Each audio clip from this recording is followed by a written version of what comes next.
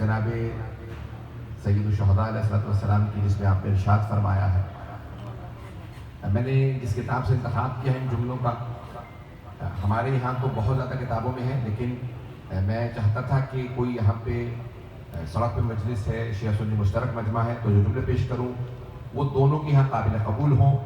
تو الکامل فی التاریخ ابن اسیر کی تاریخ ہے، جس کو تاریخ ابن جزری بھی کہا جاتا ہے، اس کی جلد نمبر 3 صفحہ نمبر 246 پہ ابن اسیر نے لکھا ہے کہ ایک مرتبہ یزید نے بیعت کا مطالبہ کرنے کے لیے ایک آدمی کو بھیجا اور اپنے گورنر سے کہا کہ حسین ابن علی سے بیعت مانگو۔ 60 ہجری ہے، اور ایک مرتبہ جو گورنر تھا مدینے کا، والی مدینہ تھا، اس نے امام حسین علیہ السلام کو پیغام بھیجا، اس کا نام تھا ولید۔ ولید کا نام تو سن رکھا ہوگا، چلے نہیں بھی سنا تو اچھی بات ہے، ذہن میں اچھے نام ہونے چاہیے، برے ناموں سے فائدہ نہیں۔ ولید جس کا شجرہ بیان ممبر سے کرنا مناسب نہیں ہے میرے لیے اس وقت، تو ایک مرتبہ اس نے جناب سید الشہداء کے لیے پیغام بھیجا کہ آپ آئیے اور آ کے بیعت کر لیجیے۔ میں نے یہ نہیں کہا کہ بیعت کر لیجیے، بلکہ بلایا۔ آپ کے ذہنوں میں واقعی مجھے صرف اشارہ کرنا ہے۔ جناب سید الشہداء تشریف لاتے ہیں اور جیسے ہی دارالعمارہ پہ پہنچتے ہیں، بڑے بڑے دروازے ہیں، تو دروازے پہ موجود جو فوجی تھے، جو سپاہی تھے، انہوں نے بنی ہاشم کو روکا، کہا کہ آپ کو آنے کی اجازت نہیں، صرف مولا حسین کو بلایا گیا ہے۔ جناب سید الشہداء تشریف لائے۔ ولید نے ایک مرتبہ جملہ کہا، سارے مجمع کی توجہ میں فضائل پہ پیش کر رہا ہوں، میرا جو موضوع ہے ذہن میں رکھیے گا کہ میں بیعت کا آج جنازہ نکالنا چاہتا ہوں۔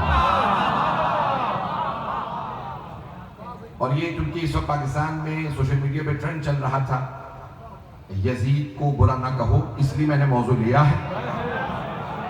اب سب پہنچ گئے ہیں ذرا، تو موجودہ حالات کے تناظر میں میرے موضوع کو سنیے گا۔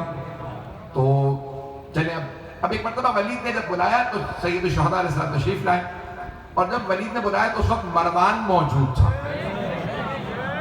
چلیں اللہ کے شکر ہے لوگ پہنچ گئے خود بخود۔ تو اللہ نے ایک مرتبہ مروان اور ولید دونوں موجود ہیں، اور کہا کہ خلیفہ کا انتقال ہو گیا، نیا خلیفہ یزید کا انتخاب کیا گیا ہے، اور اس نے آپ سے بیعت کا مطالبہ کیا۔ تو جناب سید الشہداء نے فرمایا، یہ کوئی اچھی بات ہے یا بری بات ہے؟ سارا مجمع نہیں ہے۔ مولا حسین علیہ السلام نے فرمایا ولید سے، یہ اچھی بات ہے یا بری بات ہے؟ اگر اچھی بات ہے تو کل میرے جد کی مسجد ہے، سارے مجمع میں مسلمانوں کے وہاں پہ بیعت کا مطالبہ کرنا، میں وہاں بتاؤں گا بیعت کیوں نہیں کر رہا۔ اور اگر بری بات ہے تو تنہائی میں بھی ہو تو بری بری۔ اس نے کہا کہ اے حسین، ہم جانتے ہیں آپ علی کے بیٹے ہیں، جیسے آپ کے باپ نے بیعت نہیں کی۔ کچھ لوگ پہنچ رہا ہے؟ دیکھیں، سب سے بڑے دشمن بنو امیہ ہیں، اہل بیت علیہ السلام کے سب سے بڑے دشمن بنو امیہ، اور مولا علی کے سب سے بڑے دشمن بنو امیہ۔ بنو امیہ کا تاریخ میں لکھا ہے کہ ولید کہہ رہا ہے، جو ابو سفیان کا پوتا، میں سارا شجرہ نہیں پڑھنا چاہ رہا ہوں، اس نے ایک مرتبہ کہا حسین ہمیں پتہ ہے آپ علی کے بیٹے ہیں، جب آپ کے باپ نے بیعت نہیں کی، بھائی نے بیعت نہیں کی، آپ بھی مجمع میں بیعت نہیں کریں گے، اس لیے میں نے تنہائی میں بلایا ہے۔ دارالعمارہ کے گورنر ہاؤس کے دروازے بند ہیں، اس وقت کوئی نہیں دیکھ رہا، آپ تنہائی میں بیعت کر لیجئے، میں یزید کو خط لکھ دوں گا، بیعت ہو گئی، معاملہ ختم ہو جائے گا۔ توجہ، دیکھیں ہم بیعت کو دفنانے آئے ہیں، اب بیعت کو ہم اپنے امام بارگاہ میں تو دفنا نہیں سکتے، کربلا میں دفنا نہیں سکتے، نجف میں دفنا نہیں سکتے، تو سقیفہ میں دفنانا پڑے گا۔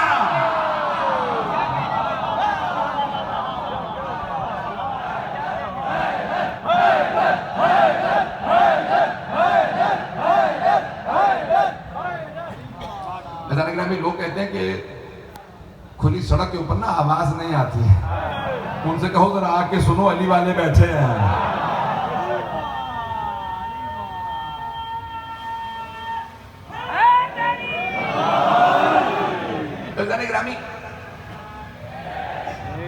بس پہ اسی محبت سے چلتے رہیے گا، جانتا ہوں بہت تاخیر ہے، لیکن مضمون میں پورا پڑھنا چاہ رہا ہوں۔ ایک مرتبہ ولید نے کہا حسین آپ بیعت نہیں کریں گے، آپ کے بابا نے، تو آپ یہاں تنہائی میں بند دروازوں میں بیعت کر لیجئے۔ تو مولا نے کہا کہ نہیں، تو کل مسجد میں پوچھ، مجمع عام میں پوچھ، میں وہی جواب دوں گا، مجمع کی توجہ میری طرف ہو۔ تو جب ولید نے کہا نا کہ آپ بیعت کر لیجئے تنہائی، مروان نے ایسے اشارہ کیا، کچھ لوگ پہنچ گئے، مروان نے دونوں ہاتھوں سے اشارہ کیا ولید کی طرف کہ حسین کا ابھی سر اتار دے، محل ہمارا ہے، فوج ہماری ہے، ہم کزنز ہیں، توجہ۔ تو یہیں پہ اگر حسین کا سر اتار دیا جائے تو بہتر ہوگا، یہ بیعت نہیں کرے۔ اس نے اشارہ کیا ہاتھ سے، ہم اسے امام ہی نہیں مانتے جو اشاروں کو نہ سمجھے، جو پہنچ گئے ان پہ سلام۔ ایک مرتبہ جناب سید الشہداء نے دیکھا مروان نے اشارہ کیا ولید کو، جیسے اس نے اشارہ کیا جناب سید الشہداء نے بلند آواز سے کہا، اب میں کوشش کروں گا آپ کے سامنے پورا ماحول بناؤں تاکہ آپ اسی محبت سے سنیں۔ جناب سید الشہداء نے ایک مرتبہ مروان اور ولید دونوں کو دیکھا کہ یبن زرقا، او زرقا کے بیٹے، ہمارے ممبروں پہ کردار بیان نہیں ہو سکتا، ایسی ماں کا بیٹا تھا۔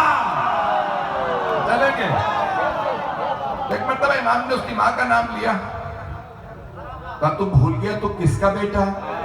تو فاطمہ کے لال سے بیعت مانگ رہا ہے؟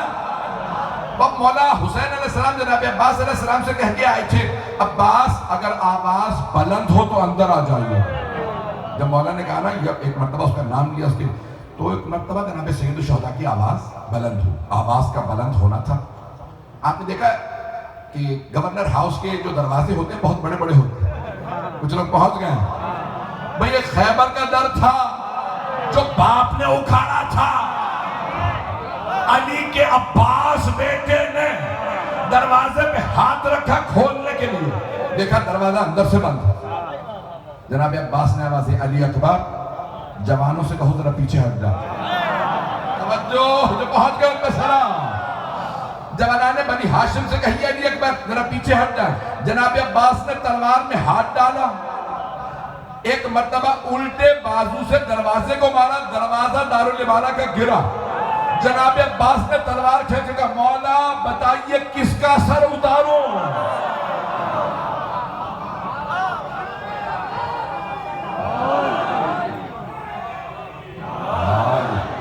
توجہ فرمانے ہیں زیادہ نہیں رہا۔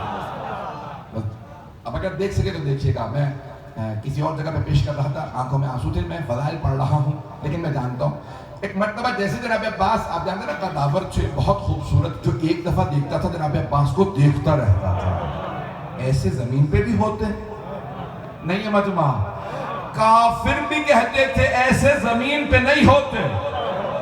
ایک مرتبہ جناب سید الشہداء نے جناب عباس کے سینے پہ ہاتھ رکھا اور کہا، عباس میرے شیر، یہ میرے نانا کا شہر ہے، میں یہاں خون نہیں بہانا چاہتا، ابھی رک جائیے، وقت آئے گا۔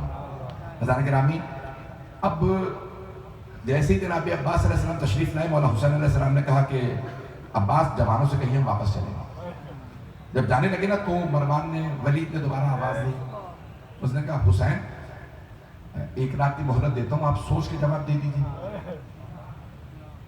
اگلا دن نکلا مولا اپنے، آپ کو جانتے ہیں مولا کے اپنا باغات تھے، کاروبار تھا، تو مولا گزر رہے مسجد نبوی کے سامنے سے، مجمع بازار چل رہا ہے، اچانک دوبارہ ولید و مروان آتے ہیں اپنے لشکر کے ساتھ، کہا حسین آپ نے کیا سوچا؟ اب مولا حسین نے جو جملہ فرمایا وہ میرا موضوع ہے۔ امام نے ایک مرتبہ مروان و ولید کو دیکھا، مولا حسین علیہ السلام کا قد بڑا تھا، بہت خوبصورت تھے، جیسے ایک مرتبہ سارا بازار رکا، مولا نے فرمایا اِنَّا اہل بیت النبوہ، ہم اہل بیت نبوت ہیں۔